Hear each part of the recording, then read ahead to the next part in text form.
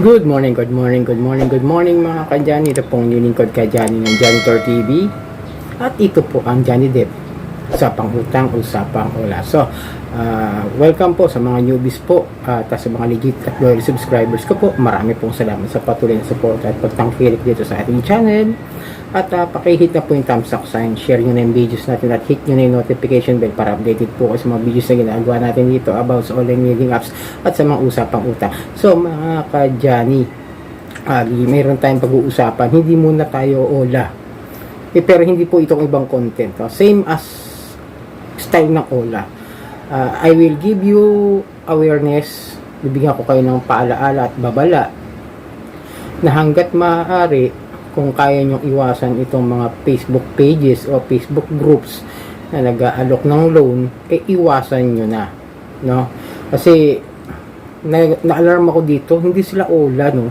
I think they are not involved. Parang grupo sila o mga individual na nagpapautang online gamit nga yung mga Facebook page nila, yung mga Facebook groups na kung saan nagpapaloan sila. At same style ng ola, namamahiya at kumukuha ng mga info ninyo, tapos same din yung parang process nila na 7 days. Ganun din po, parang ibabaong din kayo sa utang. Yung ano nila, ang mostly pinipili nila yung mga pinapautang, yung mga negosyante, yung mga sisimulan mag business or something na meron na talagang negosyo, yun yung mga pinapautang nila. Pero kung may ano naman, kung papautang man sila sa mga empleyado, yata is 7 days lang ang palugit nila doon sa mga pautang nila po. So yun mga ka-Johnny, tignan natin yung isang post. Takpan ko lang, no? Baka mabato tayo ng libel dito. Takpan ko lang, pero mag-ingat po kayo, tandaan nyo doon sa mga pages na kung saan ay hawak ng mga individual na ito. Kasi para sa akin mga ka-Johnny, concern po ako sa mga taong nabibiktima ng mga ganitong klase ng estilo ng pamamahiya sa pangutang. Naiintindihan ko naman po na lahat tayo may utang, no? Pero iwasan po natin itong mga ito. So ito yung post niya na sinabi na ano sa group. Mamaya ko napapakita sa inyo yung mga Facebook pages at Facebook groups nila na dapat nyo iwasan at huwag nyo subukan na lang hiraman. Ito yung sabi po nung nag-post yung nagpapahiram o yung grupo nila, subukan nyo ko di bayaran sa mga due date nyo at mga date na napag-usapan. Mga payslap nyo nakabalandra dito sa group page ko at next month nakakalodge at profile pictures pa sa FB ko na yan, takpan natin yung pangalan ng tao. Pero iwasan nyo pag pinakita ko yung mga groups nila, huwag kayo lumapit sa mga yan. Check nyo lang mga members. Tapos pag piyestahan talaga kayo dyan, malala. Yun, pinapahiya nila sa kanilang mga Facebook pages, Facebook groups nila, yung mga taong hindi nakakabayad ng utang. May isa pa akong nakita rito na kung saan ay grabe yung ginawa nila roon sa isang nangutang sa kanila, no? Tinignan ko kasi yung profile nung individual na nanghiram sa kanila. Ito kasi sinabi niya, kahit kapital di mo binayaran, 7K na inabot ng balance mo, tapos sa loob ng 2 months 600 lang hinulog mo, wala pa sa kalahati ng kapital yan, hindi ka pa nagparamdam. Dati asawa mo pa bigla nakikiusap sa akin, ngayong single mom ka na di pa din bayad kahit kapital. Ang malupit pa dito mga ka-Johnny, top sharer 300 pesos sa mananalo. Tatlong katao mananalo. Pinaparapol nila kung sino yung pinakamatataas na mag-share ng profile profile account, ng FB account ng biktima nila, ng sinasabi nila na pinapautang nila.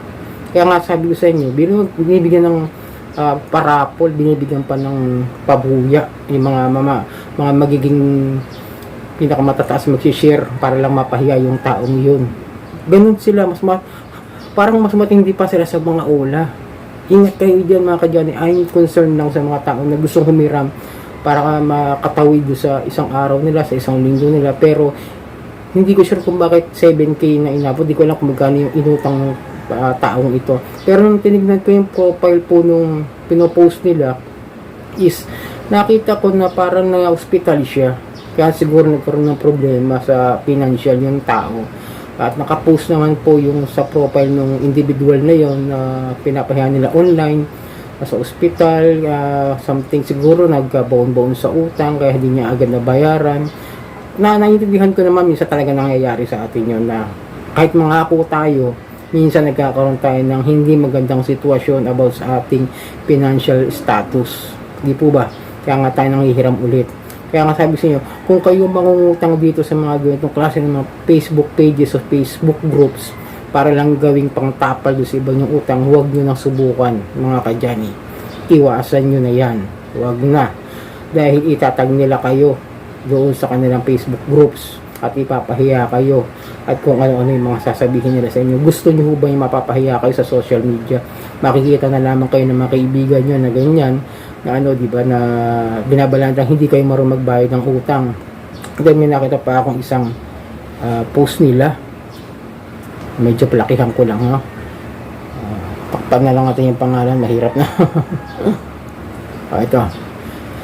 Sino bang gustong lagi may kaaway sa post, pero sinong tao din bang gusto na di sila bayaran? Mamili kayo dyan. Di kayo bayaran, ibukas-bukas kayo or itag or mention nyo na lang para magbayad yung tao. At saka wag kayong pabiktim dyan. Hindi kayo pinilit humiram sa kanila, sa akin, ha. Well, which my point naman po talaga yung nagpapautang. Hindi sila pinipilit humiram. Sila po ang lumalapit. Pero mali po yung pamamaraan ng paniningil. Hindi kayo pinilit humiram. Sasabihin nyo, nagka-problema lang. Diyan naman main reason na makukunan magbayad eh. Ilang beses inuulit, huwag hihiram kung di kaya magbayad. Which is tama na naman. May point naman talaga sa atin, huwag umutang kung hindi naman kayang bayaran pagdating ng due date.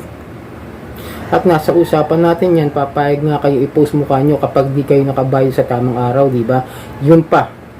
Kapag ka ino-operan kayo na makakahiram kayo, pero kapalit no na yung dignidad ninyo at yung pagkatao ninyo ay ipapahiya nila sa social media, iwasan nyo na dahil nga kayo ang magkakaproblema. Pero maliban na lang ako siguro kung kayo talagang sanay na mangutang doon sa mga ano, ay iba ha, hindi ko kayo nilalahat kasi may mga taong ayaw mapahiya.